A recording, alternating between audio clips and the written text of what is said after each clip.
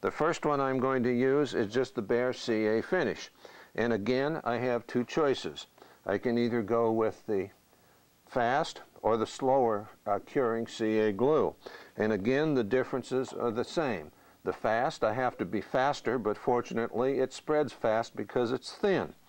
The slow, I have more time, but I need more time because it spreads slower, because it's thicker and more like a honey or syrup. Slow the lathe down to a speed that's not going to sling the CA glue all over, and put about 3, 4, 5 drops on that applicator. Go down over both pieces and get it on there. Rub it on a little bit, wipe it. Now remember, this does not accelerate the CA glue, so I've got about 1 minute of working time with this stuff. Let it sit there for a few seconds and then take a paper towel and wipe off all the excess. Don't worry about the paper towel grabbing into the glue as it cures. The only time you'll have that problem is when you stop. Now here's an important, what I want to do is to buff that surface, because CA glue does stick to itself, but it does stick better if it has a mechanical bond.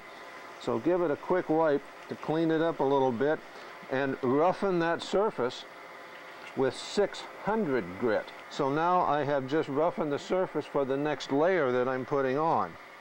When you're putting these multiple coats on, do not, I repeat, do not use an accelerator.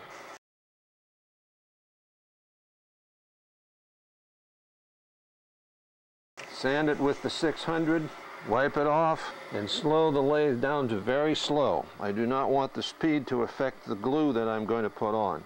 This last coat of glue, I'm going to put on a little bit heavier coat. That's about 6 or 7 drops. That's quite a bit. And I am going to run it down over the length of the wood. Smooth it out into a uniform thickness, and then I'm going to let it sit. Since that is the last coat, I can now give it a spritz with the accelerator and harden up any pockets of stray glue that might be sitting there. And I can then polish this off with my 600. If at any time you have a problem with the rough spots on here from the CA glue curing in anything except the smooth finish, just go back to 320 grit and work your way back up again. Right here is a good time to stop and make sure that we have a smooth finish. Always use a very bright light so you get a good harsh reflection. Fluorescent light doesn't do it. Incandescent light is the only way to go with this because it creates a harsh shadow.